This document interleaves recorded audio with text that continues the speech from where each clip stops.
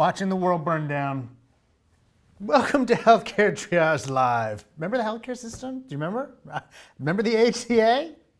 It feels like literally a year ago. It totally does. Okay. Thank you for tuning in. We are going to answer your questions, and we're going to do it for most of the next half hour. Thank you for tuning into Healthcare Triage. Usual housekeeping. Check us out on facebook.com/healthcaretriage. Check the Reddit if you can. Patreon.com/healthcaretriage. Support us. There's all this great merch. There's a mug. Oh my God, the world is burning down. Anyway, let's start. N Kicker asks, what's the reasoning behind a fat tax and do they work? So there's two ways that you could be asking this question, and I'm not sure what it is. One is that you're saying fat tax like we want to tax obese people, and I don't think that's what you mean. No one does that, so I can't say whether that works or not. The other is whether you're talking about like a tax on the nutrient. In other words, it's like, are we going to tax fat? I don't think many people tax fat. Some places tax sugar, though. And there's even places in the United States that are now taxing sugar-sweetened beverages or taxing soda. Those, then we have to talk about what you mean by work. What does work mean? Do you mean a reduction in the sales of those beverages? Yes, there's data out of Mexico. There's data out of some individual counties and places where we're doing it in the United States, that if we tax sugar-sweetened beverages, sugar-sweetened beverage sales go down. In fact, I think I wrote an Academy Health post on that. I'm not actually ever sure we covered it in healthcare. Did we cover that in Healthcare Triage? I don't know if we did. All right, we should make it into a news because maybe it was a news, maybe it wasn't. I don't remember. Regardless, sugar-sweetened beverage taxes have been working. Now, do they actually lower obesity? That's not totally clear, because sometimes as people lower their intake of sugar-sweetened beverages, maybe they increase their caloric intake of something else, so we're not totally sure. And certainly I'm not sure we're seeing like a real change in the obesity epidemic, and these laws aren't pervasive enough. But Pigovian taxes, or taxing things we don't like, sometimes pushed like in the idea that we should tax tobacco, we should tax alcohol, we should tax things that aren't good for us, instead of taxing things like income, which we like. And so there are pushes for them in the sense that they might both bring in some revenue and they might actually lower use. Certainly tobacco taxes worked, reduced the levels of smoking quite significantly, and managed to bring in some revenue to boot. So that's that. But I haven't really seen in many of those with respect to fat. And certainly some fat is good and necessary. So I don't think you're going to see as much of a push for that. Terrytown, what's the deal with pre-existing conditions in the AHCA? How concerned should citizens be? So I never know how to tell you how concerned you should be, but here's the deal. And it's still not clear because of course, none of this has been scored by the CBO and the language is still very bizarre. But states are allowed to request a waiver out of certain regulations that exist in Obamacare. And it is expected, therefore, that some states would ask for a waiver on the pre-existing conditions. Now, depending upon how you read the bill, you will see Republicans argue that people cannot be denied coverage for their pre-existing conditions, but they could be charged anything. So someone could say, okay, I can't deny you because of your pre-existing condition, but your plan will now cost $1 billion a year. You can quibble and say semantically, I'm not denying you coverage, but I'm denying you coverage. And that is what is potentially possible. So yes, people would be able to be, individually rated and then priced out of the market. And since no one would be able to afford, why would you buy care at that much money? It would be unbelievably prohibitive. Now, they will say we'll have high-risk pools. Those high-risk pools are in no way properly funded. Even conservative groups like the AEI estimate something like $125, $130 billion a year for high-risk pools is what's necessary nationally. And the amendment that got this all passed and acceptable put in $8 billion over 5 years. So $8 billion over 5 years extra versus $130 billion a year. No, that's not, so no, it's not gonna work. So there's a lot of concern. Now, of course, should you panic? No, this still has to be worked out in the Senate. It's got to get by the parliamentarian. It has to be something that you can get 50 votes on in the Senate. And then it has to be something that you can actually reconcile with the House so that they will accept it too, and then both the House and the Senate will vote on it. All of those things are problematic and up for grabs, not to mention the world is burning down around us right now politically, and so how much focus will anyone be able to actually give for healthcare? No one knows. I'd be aware, okay, and let's not even mention the fact that Mo Brooks went on TV. I don't know, I went crazy about this on my blog, and I actually wrote about it on Vox. But he basically said, the idea that we have to pay for other people's pre-existing conditions isn't fair because some people lead good lives and do the right thing to keep from getting sick, and why should they be penalized? Because, I really asked for my ulcerative colitis. Anyway, let's not make me super angry again, so I'm going to let that go. You can go read what I wrote. Unbelievable. Okay. Another question. I'll give the thoughts on the Star Wars VIII trailer. What did Luke mean by it's time for the Jedi to end? Well, look, come on. First of all, I don't know what it is. It's like I'm programmed like Pavlov's dogs. I just need to hear like that little trickle of John Williams music before the trailer ends, and I'm already getting, jumpy and excited and everything else. The trailer looks amazing, but, they know what they're doing. They're weaseling me in. I have no idea what Luke meant. I bet it's going to be a little bitterness about like how he's really pessimistic and down and everything because clearly this isn't working out well for him. And he's lived in an island alone for all this time, probably because he feels like whatever trailing, Kylo Ren or whatever didn't work out. And he's just like, you know what, screw this whole thing. It's time for the Jedi to go away. That's my guess. I don't know.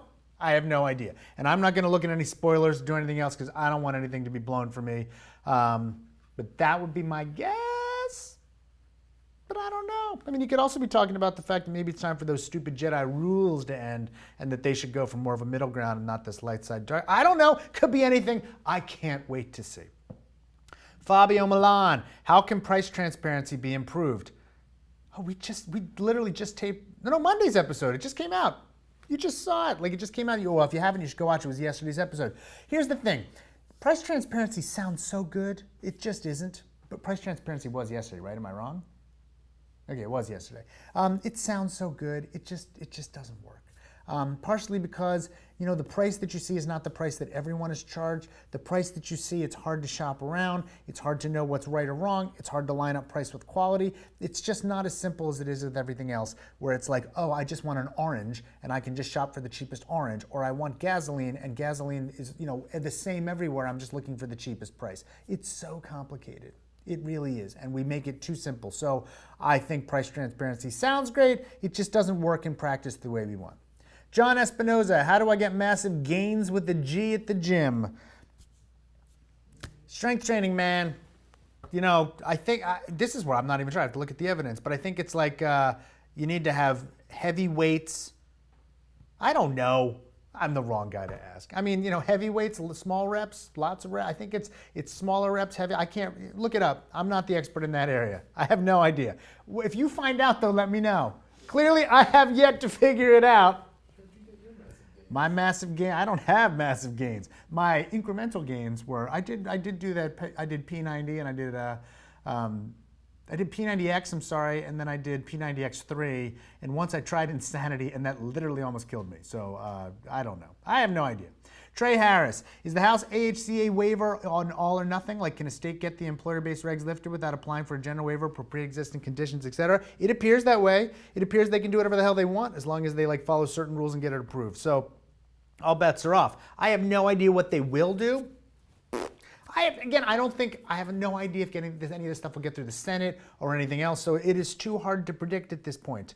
Rock with a Gun asks, what are your thoughts on abstinence-only sex education? We've done a couple episodes on this. So it depends on what your goals are and everything else. I think, the idea that we can say, look, it's okay not to have sex is perfectly reasonable. I think ignoring the fact that the comprehensive sex education reduces pregnancy and the transmission of sexually transmitted diseases is short-sighted, and therefore I'm not a big fan of the idea that we do abstinence only and then pretend or just refuse to discuss the rest of it. I'm more than fine about people who mention abstinence. The problem is that they want to do one or the other, and those don't seem to work. The few studies, and there are a few, that show abstinence-only education work, there are a few, they're very difficult to generalize. There are many, many more that show it doesn't work, and therefore you can't just cherry pick. You have to sort of look at the whole body of research holistically, but there's a lot of good evidence that comprehensive sex education works, as does birth control, as do all these other things, and so I'm data-based, I'm evidence-based. Show me the evidence, this is where the evidence has taken me. Is it legal to pass a bill without a CBO report? Yes. Evident, you just saw it happen.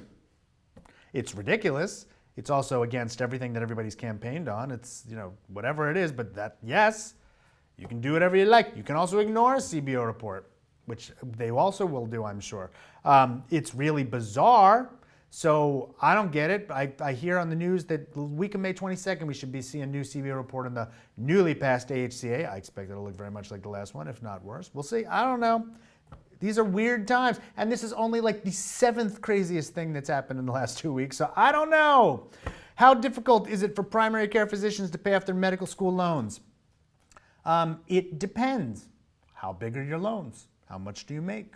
That's it. So it's like, I know primary care physicians who've done it quite well. They live frugally and they make money and they pay them off. It depends. Some people come out with hundreds of thousands of dollars of loans. That's very different than if you come out with tens of thousands of dollars of loans.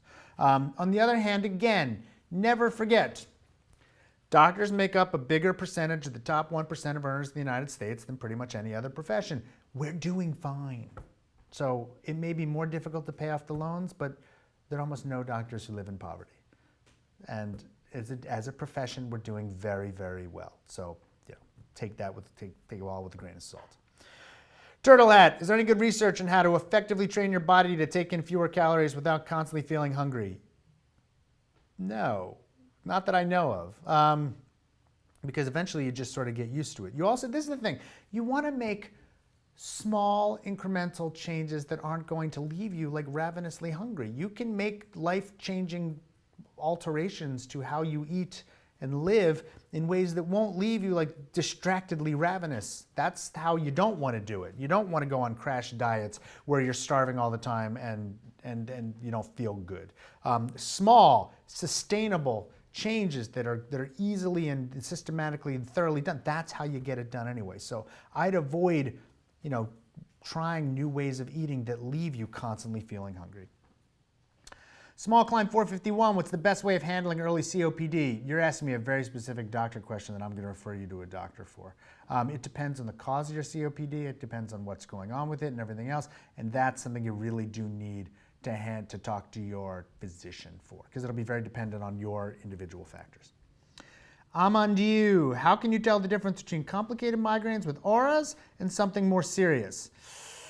So migraines should be reversible. They usually have, again, as you said, like or numbness or auras or sometimes a pounding in the head. They'll sometimes make you sick, but they should be like short-limited. They should be limited and they should go away. Something more serious, the things you'd be concerned about, of course, would be a head bleed. People refer to head bleeds as like the sharpest, worst headache of their lives, and it will be like unlike anything they've experienced before. If you ever have that sensation, usually they say go see a doctor. Although you should immediately call your doctor if you're ever concerned. Of course, people always worry about tumors and everything else. That usually shows up more progressively, which would be slightly different than a migraine as well. But again, if you have concerns, even if it's just migraine, you should talk to your doctor to get the proper diagnosis and treatment. I would not be sitting at home, worrying about this. Call your doctor, talk to them.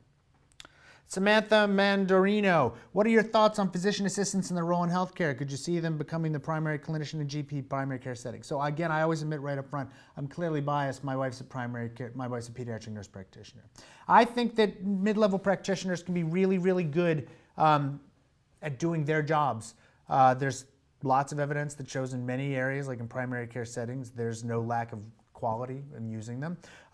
Clearly they are better trained for sort of general run-of-the-mill medicine or pediatrics, not sort of the care of incredibly complex chronically ill children, or in managing really difficult or rare pediatric or adult problems.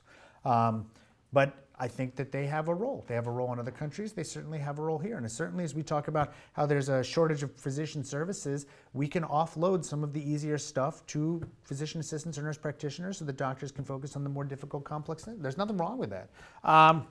You will hear many other doctors where it disagrees. And so you can get other responses, but that is where I stand. Luke Wilson, how much data is needed to conduct more conclusive nutritional studies? Are there any emerging technologies that you could think of to make this data collection easier? It's we need so much.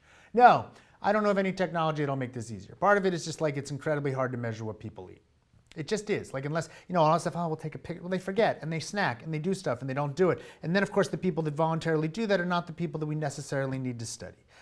We're still obsessed with the idea that somehow exercise and not diet is the way to lose weight anyway. And even then, there have been studies of like truly measuring what people consume and how much energy they burn and everything else. And we're talking millions of dollars, and then they wind up following like 30 people because it's so hard. So I don't think that's going to get any necessarily easier in the near future, but that doesn't mean that we don't need to do better nutritional studies. We don't have good answers for so many things. John Campanelli, how important has Medicaid expansion been to public health? I feel like you're trolling me, man. We have so many episodes on this. So many episodes that talk about Medicaid and individual studies of Medicaid and how it improves health and how it improves long-term outcomes. And we've done even multi-review, full-on healthcare triage episodes on the long-term return on investment of Medicaid and how kids that are on Medicaid wind up making more money in the future and going further in school, and kids who are on Medicaid do better in life and are happier, and how they make money and it goes back into the system, and how like that's again the return on investment, not to measure that like people have on all different kinds of disease outcomes if they have Medicaid that they do better. So I really do encourage you, truly, go just type Medicaid into the healthcare triage search engine and watch the episodes. I know we have even one in the last year or two that talks about the return on investment. And if you don't like to watch and you'd rather read, I've written it on the Upshot and on many other places as well. But there's lots and lots of data that shows that Medicaid has been a massive, massive good in terms of public health. S. Zeldin 94. Senator on Jimmy Kimmel show, Senator Bill Cassidy said most kids are covered by the CHIP program and a rollback of Medicaid wouldn't affect them. Is that true? Or any thoughts on that interview? All right.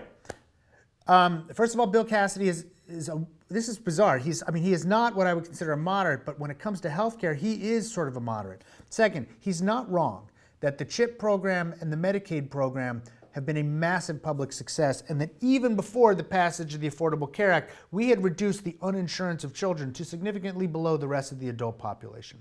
But with the ACA, we've reduced childhood coverage to like less than 5%. Uninsurance. It's amazing. So those are success. Now, if they just repealed the Medicaid expansion tomorrow, theoretically, most kids should not see huge amounts of difference because they were covered under CHIP and Medicaid already, theoretically, to points that like the Medicaid expansion did not touch them. However, it's not just a rollback of the Medicaid expansion that's concerning, it's the capping of Medicaid, period. And it's the block granting and the CPI and the way that it's rising. They've cut like $900 billion out of Medicaid over the next decade. That has to come from somewhere. And to say, oh, well, CHIP and Medicaid, well, they may not lose their immediate coverage, but it would have to come out of benefits or reimbursement or something, because you just can't just evaporate $900 billion. And again, we've done an episode, I believe, on this. The history of paying for insurance under block grants shows us that the way they covered care for the poor using block grants, per capita block grants, before Medicaid existed, was to exclude huge blocks like children from coverage. So making it a block grant program and then quickly squeezing it down has to lead to changes. One of them could be the disenrollment of kids. Is that the first thing that'll happen? No, probably not. But I don't think you're being optimistic to say that what's been prescribed with the block grant program will definitely 100% not have any effect on children. You don't know that, and it's hard to see how it wouldn't. On the other hand, having said that, Bill Cassidy, so the Cassidy-Collins bill is a compromise bill. He is one of the Republican senators putting forth reasonable discussions on what to do. I'm not trying to demonize or attack him. You can go watch our episode on Cassidy-Collins, which, by the way, Stan thought we shouldn't even put out at the time because they thought it wasn't going to be newsy anymore. And I defied him, and I still stand by that decision because I bet this all comes back. So yes, I think that he speaks a lot of good things on healthcare, and we should engage with it. I don't think he's necessarily trying to attack, or demonize or lie. Ahmed, I'm keeping an eye on the clock because we have to be a hard out here. Ahmed Azizov, do you think a system like the Canadian healthcare is sustainable for a huge population like the US? It's Medicare, man. Medicare is sustainable. So there are lots of arguments you can make against single-payer healthcare in the United States. You can't argue that it's not work. I mean, it is Medicare. That's what Medicare is. If Medicare works for 65 and older, why wouldn't it work for 64? Why wouldn't it work for 63? It could work all the way down to 0. That doesn't mean that we have to do it or that it's going to happen, but it is as sustainable as it would be in Canada or in all the other countries that do systems like that, and as we do it in the United States with Medicare. Emma Clement. I have a friend with Alzheimer's in his family. He's terrified of it and tries to restrict his sugars. He's read sugar causes Alzheimer's. Is this true or actual causation? You mean correlation? There's no evidence for that at all. And there's no evidence that avoiding sugar or eating sugar, one or the other, is going to prevent your Alzheimer's disease. No one is exactly sure what causes Alzheimer's disease, but there's no good evidence that says that's the case or that doing that will prevent it. I understand his concern. Live good life. Do all the things that you would normally do, keep yourself healthy, exercise, everything else. But avoiding sugar entirely, there's lots of good reasons not to have too much sugar, but not having Alzheimer's has not been proven to be one of them. Vaibhav Gupta, what's the best position to sleep in? Is sleeping on stomach bad for health? It is for a newborn. Sudden infant death syndrome, so putting babies to sleep on their back, it's one of the few ways we know to really get a handle on SIDS. Of course, once they start rolling, all bets are off, but we still put them to back on their sleeper back. Clearly, adults, what are you going to do? Sleep however is comfortable. Don't sleep on your stomach in a way that's going to suffocate you, but people really don't do that. I mean, I'm sure it happens, but it's not a huge thing. So I don't know. Like, whatever works for you. I find that I fall asleep on my back, but then sometimes I seem to roll over on my stomach. I don't know why. Everybody is different. I don't think there's any good evidence. Last question, fast. Larissa Benjamin, are there longevity or mental benefits to fasting, eating 500 calories for 1 or 2 days a week? Nobody knows. Lots of people say yes. No good trials to tell us that's so. So I can't tell you not to do it. If you want to and you like it, fine, but I wouldn't go on and preach and tell everyone they have to do it, that there's been proven benefits. They just don't exist. Thank you for tuning in. I made it, which Mark really needed me to do. Please watch the show. We got lots of great episodes coming out in the future, including a huge series we're getting really excited about on reproducibility and research. And when that drops, you're going to see a whole ton of emails if you subscribe, and we apologize in advance, but we got to put them all out on one day. So we're sorry for that. Watch them whenever you like. But regardless, Monday show, Friday news, Wednesday, I think we may not be able to do live next week. I think I might. Oh, good. Mark's not here, and I have to give a talk anyway. Thanks for tuning in. We'll see you next week. Patreon.com/healthcaretriage if you can. Thanks for watching.